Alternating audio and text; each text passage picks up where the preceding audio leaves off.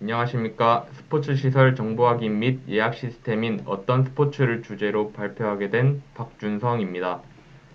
저희 조는 AWS 강인호 멘토님, 레드햇 김종규 멘토님, 김지우, 김진우, 박준성으로 구성되어 있습니다. 발표하기에 앞서 목차를 설명드리겠습니다.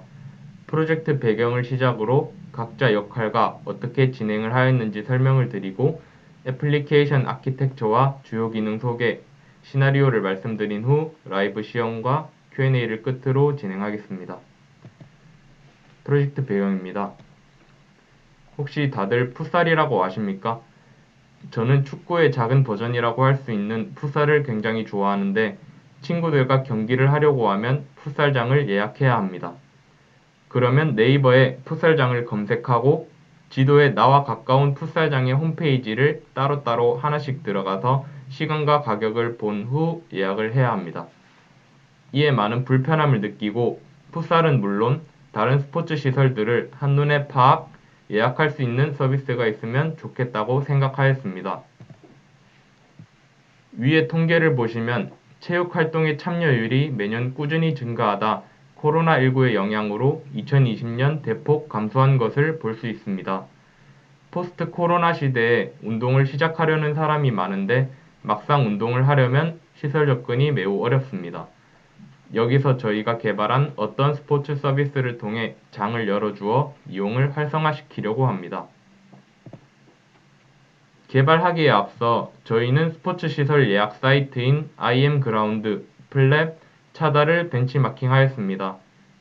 시설을 날짜와 시간대별로 예약할 수 있고 시설 정보를 볼 수 있다는 장점이 있었지만 스포츠 종목이 3개밖에 없었고 수도권 지역만 활성화되어 있었습니다.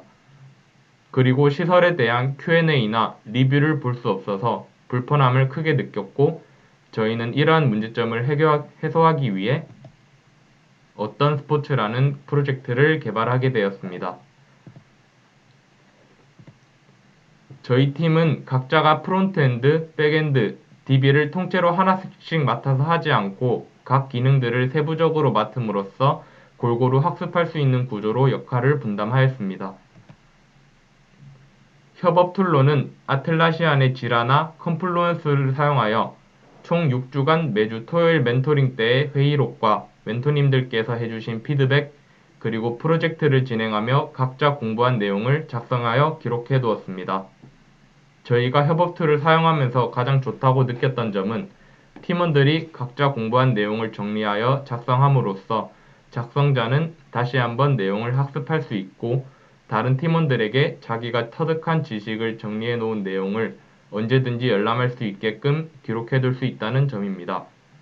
만약 협업 툴을 사용하지 않았다면 과거의 피드백과 회의록을 기록하지 못하여 개발 진행에 차질이 생겨 높은 완성도의 프로젝트 개발이 힘들었을 것이라고 느꼈습니다.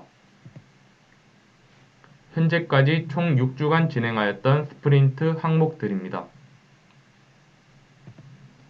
저희 팀은 소스코드 협업 툴로 GitHub를 사용하여 각자의 소스코드를 공유하고 공유된 코드들을 마스터에 병합하였습니다. 단계별 스프린트에 대한 아키텍처입니다. 저희는 스프린트를 3단계로 나누고 각 스프린트를 2주 단위로 설정하여 개발을 진행하였고 멘토님들께서 추천해주신 처음에는 작게 만들고 점진적으로 살을 덧붙이는 MVP 방식을 채택하여 진행하였습니다. 스프린트 1에서는 기능 개발에 최대한 집중하기 위해 로컬에서 실행시키고 스프린트 2에서는 EC2와 도커를 사용해 컨테이너 기반으로 실행시켜 개발 환경과 운영 환경 모두 동일한 환경에서 애플리케이션이 구동되도록 했습니다. 스프린트 3의 1차 진행 사항에서는 스프링 부트의 각 기능별 인스턴스의 의존성을 끊어 서비스들을 작은 단위로 각각이 더 빨리 늘어날 수 있게 하였고 프론트엔드에서 API로 호출하여 JSON 형태로 데이터를 가져오도록 하여 MSA화 시켜 높은 확장성을 가진 프로젝트 구현을 목표로 개발하였습니다. 스프링 부트 API 서버들 앞에 API 게이트웨이를 두어서 입력되는 패스에 따라 원하는 로드 밸런서로 라우팅 되도록 했습니다. 각각의 모듈마다 로드 밸런서와 EC2 오토 스케일링을 사용해서 트래핑에 능동적으로 대처할 수 있도록 했습니다. AWS의 RDS와 DynamoDB는 자동으로 많은 부분을 관리해 주어 쉽고 간편하기 때문에 처음부터 사용하면 디테일한 학습이 되지 않아서 스프린트 1과 2에서는 로컬에서 DB를 사용하여 먼저 익숙해진 다음 스프린트 3에서 AWS RDS와 DynamoDB를 적용시켰습니다. 그리고 스프린트 3단계의 최종 사항으로는 스프링 부트 API AWS AKS를 사용해서 쿠버네티스를 적용시켰습니다. 쿠버네티스 노드들은 최소 2개 이상의 가용 영역, 즉 AZ에서 동작해서 한 개의 AZ에 문제가 생겼을 경우에도 문제가 없습니다. 배포할 애플리케이션이 요구하는 리소스를 고려해 배포될 노드들을 자동으로 관리해주기 때문에 빠르고 효율적으로 애플리케이션을 적재적소에 배포할 수 있습니다. 이를 통해 낭비되는 컴퓨터 자원을 최소화할 수 있습니다. 노드나 파드에 장애가 발생할 경우 자동으로 해당 애플리케이션 컨테이너를 문제가 없는 다른 적당한 곳에서 다시 구동시켜줍니다. 파드 오토스케일링과 클러스터 오토스케일링도 적용해서 갑자기 많은 요청이 들어와 정해진 수준 이상으로 부하가 발생할 때 자동으로 확장되고 요청이 줄어 부하가 감소하면 자동으로 축소되어 급격한 부하 증가로 인한 장애를 막을 수 있으며 이로 미리 필요 이상의 많은 자원을 확보할 필요가 없기 때문에 비용적인 측면에서 이득을 볼 수 있습니다. 마지막으로 AWS 인증서를 사용해 HTTPS를 적용시켜 보안을 강화하였습니다. 저희 프로젝트는 OAuth 2.0과 소셜 로그인을 사용하기 때문에 회원가입을 할 필요 없이 기존에 사용하던 타사의 정보를 이용하여 로그인을 진행할 수 있으며 직접 아이디와 비밀번호를 입력하지 않기 때문에 보다 안전한 환경을 제공합니다. 각 서비스 간의 의존성을 최소화하는 MSA 환경에 적합하도록 토큰 기반 인증을 채택했고 JWT를 사용하여 구현하였습니다. 개발 진행 시 프론트엔드와 백엔드를 작업할 때 원활한 의사소통을 위해 API 설계 문서가 필요함을 느꼈는데 멘토님들께서 스웨거라는 도구를 소개해 주셔서 사용하게 되었습니다. 스웨거는 구글 닥스로 하는 것에 비해 어떤 API들이 있는지 보기 쉽게 설명해 주고 REST API 테스트까지 함께 진행하여 개발 속도를 향상시킬 수 있어서 좋았습니다. 스웨거의 상세 페이지에서는 어떤 주소에 어떤 메소드를 사용하고 어떻게 요청 데이터를 보내면 어떤 응답 데이터를 받게 되는지 한눈에 알아볼 수 있게 표현할 수 있었습니다. 스프링 레이어드 아키텍처와 클래스 다이어그램입니다. 왼쪽은 스프링 레이어드 아키텍처, 오른쪽은 시설관리 클래스 다이어그램을 나타내었습니다. 총 3개의 클래스 다이어그램 중 대표적으로 시설관리 클래스 다이어그램에 대해서만 설명드리겠습니다. 퍼실리티 컨트롤러가 클라이언트의 요청을 받아서 퍼실리티 서비스를 부르고 서비스는 퍼실리티 레파지토리를 부릅니다.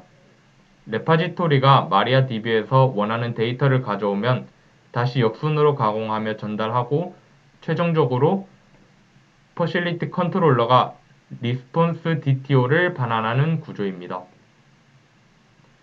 NoSQL DB 중 하나인 AWS DynamoDB의 구성입니다.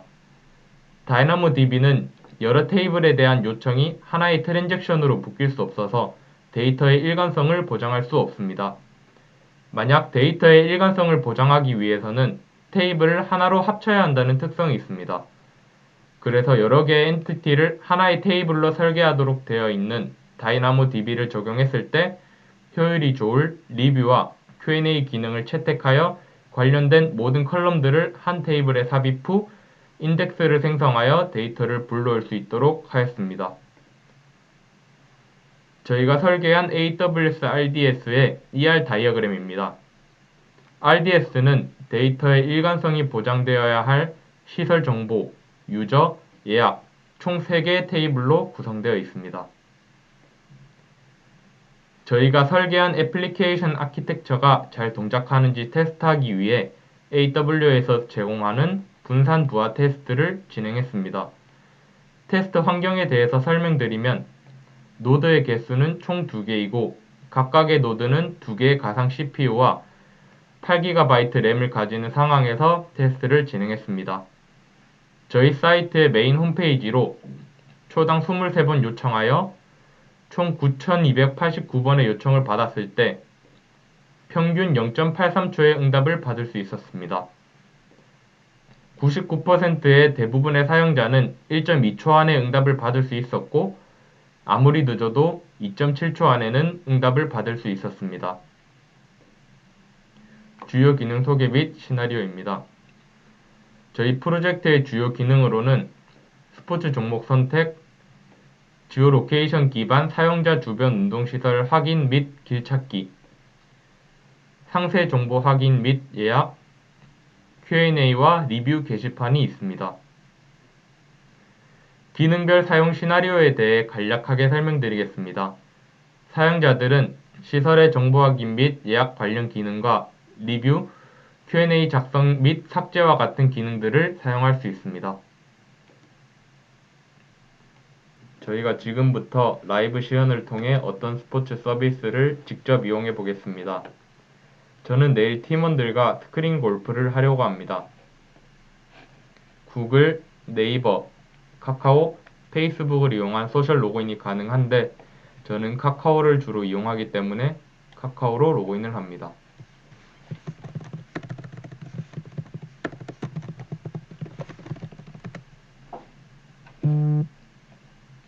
현재 부산의 모든 스포츠 시설들을 리스트 형태로 확인할 수 있습니다. 그리고 상단에 있는 필터 기능으로 제가 원하는 종목인 스크린 골프 그리고 부산 동구를 체크하여 필터링해서 보겠습니다. 이 필터는 모든 필터 해제하기를 통해 다시 초기의 설정으로 확인이 가능합니다. 시설 위치를 제대로 확인할 수 없어 지도 기능을 사용하여 제 근처 스크린 골프장을 고르려고 합니다.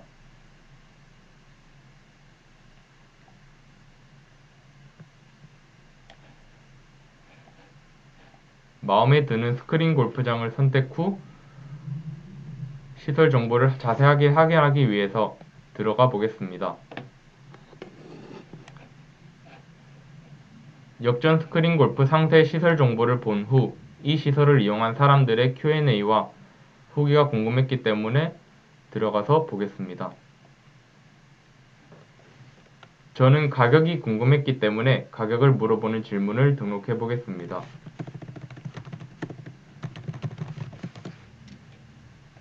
여기서 저는 상세 정보에 가격이 있었다는 사실을 알고 방금 게시한 질문을 삭제합니다. 추후에 후기 게시판을 통해 제가 이용하고 느낀 점을 게시할 예정입니다. 이제 팀원들과 함께 이용할 스크린 골프장 선택이 완료되었습니다. 우측에 있는 예약하기를 통하여 예약을 해보겠습니다. 내일 날짜를 캘린더에서 클릭을 하고 예약자인 제 이름, 이메일, 전화번호를 입력하고 예약하기 버튼을 누릅니다. 우측의 이용 가격을 잘 확인하고 결제 수단을 선택 후 결제를 진행하게 됩니다. 실제로 결제 완료가 되면 제 메일 주소로 결제 완료 메일이 전송됩니다.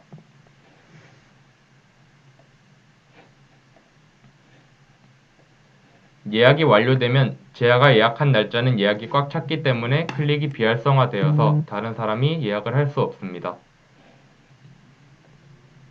그리고 예약을 해왔을 경우 마이 페이지를 통해 예약 확인 및 취소를 할 수 있습니다. 예약자인 제 아이디 대신 팀원 김진우 아이디로 확인을 하려고 합니다. 제가 쓴 게시물을 팀원 김진우가 삭제를 하려고 하면 해당 알림처럼 권한이 없어서 삭제가 되지 않습니다. 그리고 로그인을 하지 않으면 마이 페이지에 대한 접속 권한이 없으므로 해당 카테고리는 보이지 않고 예약도 권한이 없어서 하지 못하게 됩니다. 이상으로 라이브 시연을 끝내고 어떤 스포츠 발표를 마치겠습니다. 감사합니다.